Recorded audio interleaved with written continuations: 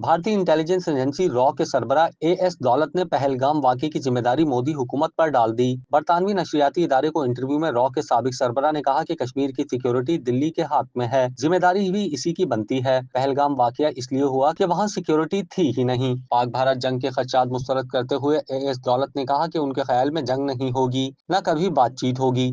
अभी माहौल तनाव का शिकार है, बातचीत में कुछ वक्त लग सकता है। रॉ के सरबराह ने कहा कि पाकिस्तान और भारत को चाहिए कि कोई बैक चैनल बना लें। खुद सामने नहीं आना चाहते तो सऊदी अरब, ईरान या मुत्तहिदा अरब अमारात से ये काम करा सकते हैं। एक सवाल पर एएस दौलत ने कहा कि लोग कहते हैं मोदी और मियां साहब की अच्छी बनती है। नवाज शरीफ ने हमेशा कहा कि भारत के साथ चलना चाहते हैं। क्या आप कारोबार की तशहीर चाहते हैं या सोशल मीडिया प्लेटफॉर्म मैनेज कराना चाहते हैं? तो देर कैसी, अभी राब्ता करें ओनली न्यूज की टीम से। हमारा कॉन्टैक्ट नंबर आपकी स्क्रीन पर है।